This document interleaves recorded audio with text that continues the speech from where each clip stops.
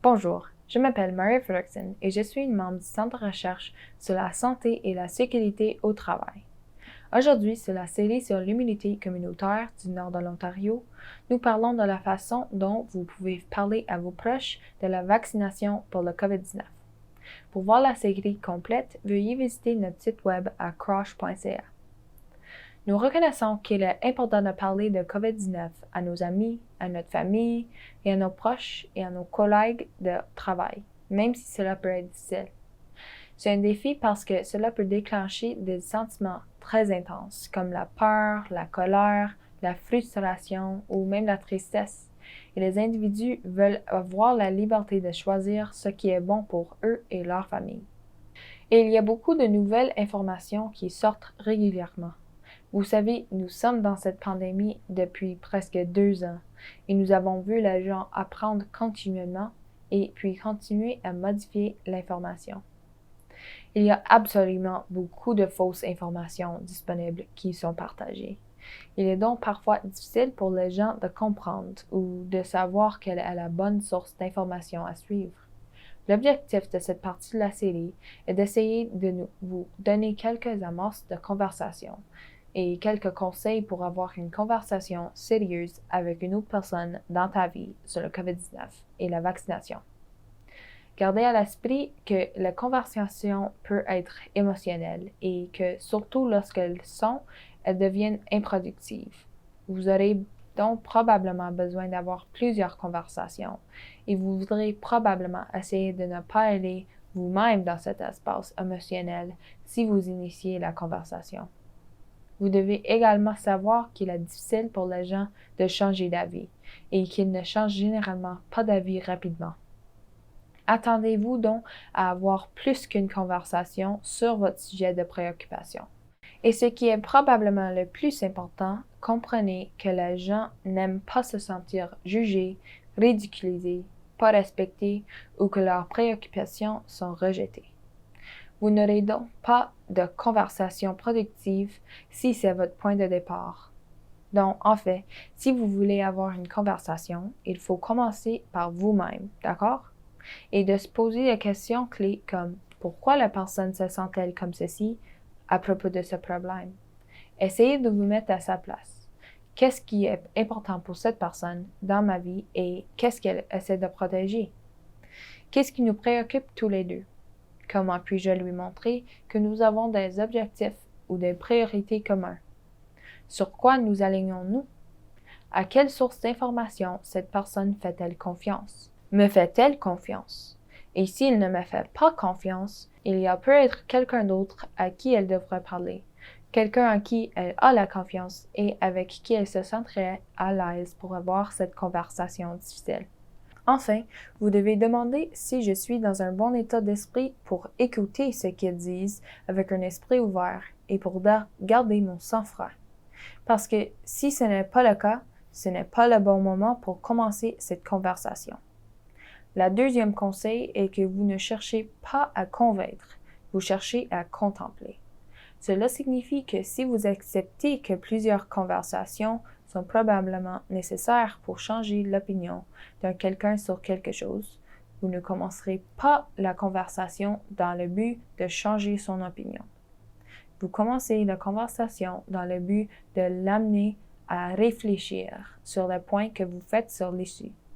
Alors, comment démarrer la conversation? Eh bien, commencez par poser des questions ouvertes. Vous n'allez pas là pour faire la morale. Vous y allez pour avoir une discussion. Et une discussion signifie que vous allez leur poser des questions sur ce qu'ils pensent, sur leurs croyances et sur leurs préoccupations. Par exemple, voulez-vous me parler des raisons de vos sentiments à l'égard du vaccin? En quoi le vaccin vous met-il mal à l'aise? Que pensez-vous de votre risque de contracter le COVID-19 ou de ce que cela pourrait signifier pour votre famille ou votre lieu de travail? La clé ici est d'écouter sans interrompre, c'est-à-dire écouter toute l'explication qu'il veut donner sans intervenir pour corriger ou pour répondre. Écoutez et reconnaissez ensuite que leurs préoccupations sont valables.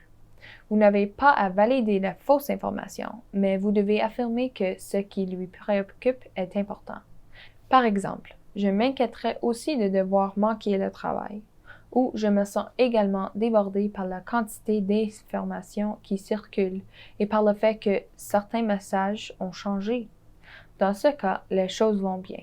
Vous pouvez demander la permission de partager ce que vous avez appris. Et donc, par exemple, j'étais inquiet à ce sujet aussi. Puis-je partager avec vous ce que j'ai appris de sources dignes de confiance? Tu demandes encore la permission parce que les gens n'aiment pas qu'on leur fasse la morale et partagent avec eux où vous avez obtenu cette information. Essayez toujours de choisir des sources experts, en particulier des sources qu'ils seraient prêts à écouter. Il peut s'agir d'un médecin de famille, d'un auxiliaire médical ou d'une autre association médicale, ou d'un leader de confiance dans votre vie ou votre communauté qui serait prêt à écouter. L'autre point que je voulais aborder est le suivant. Que faire si quelqu'un partage des informations erronées? Et c'est délicat parce que la désinformation est omniprésente. Il y a beaucoup de fausses informations, mais personne n'aime se faire dire qu'il y a tort ou qu'il était mal informé. Et donc, vous devez être prudent lorsque vous corrigez quelqu'un sur la désinformation. Et je pense que le premier point ici est de décider quand vous voulez vous engager. En général, un engagement public autour de la désinformation n'est pas très productif parce qu'il peut finir par être une question de fierté ou de sentiment que les autres personnes du groupe regardent l'interaction, que d'avoir une discussion ouverte sur l'information. Donc, si vous voulez engager la conversation avec une personne sur la désinformation, vous devriez le faire dans un format plus privé. Et puis, l'approche qui est recommandée est une approche qui s'appelle le sandwich de faits. Le sandwich de faits a 4 parties. Et il est appelé un sandwich de faits parce que les parties 1 à 4 sont de faits, d'accord? Vous commencez donc par corriger l'information. Quelqu'un a donné de fausses informations. La première étape est que cette information est correcte. L'étape 2 est de mettre en garde contre la désinformation. La troisième étape est d'expliquer pourquoi la désinformation est faux et partager ce qui est correct. Enfin, la quatrième étape consiste à revenir en arrière et à répéter l'information correcte. Les gens ont tendance à se souvenir de l'information correcte si vous la répétez 2 fois, surtout si vous la dites avant et à la fin d'une explication.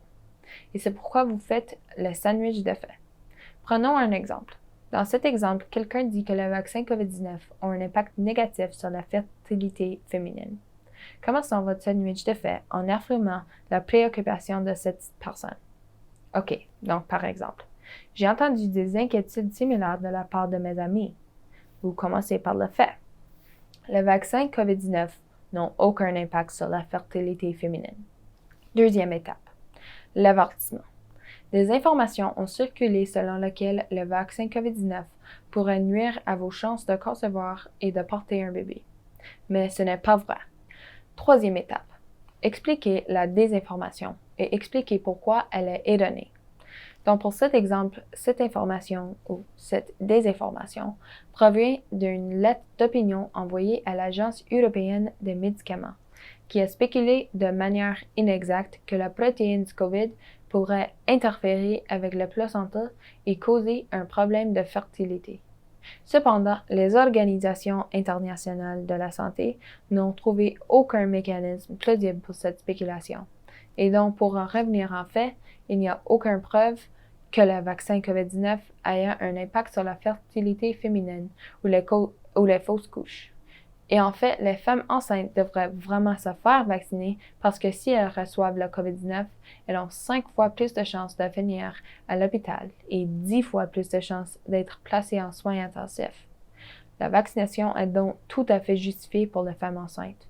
J'espère que vous avez obtenu quelques conseils utiles pour votre prochaine conversation. Le prochain sujet de la série sur l'immunité communautaire est « Qu'est-ce que l'immunité communautaire ?» Comme toujours, nous tenons à remercier le Conseil de recherche en sciences naturelles et en génie pour le financement de la série sur l'immunité des collectivités du Nord de l'Ontario. Merci de nous avoir écoutés et au plaisir de vous revoir. Bye!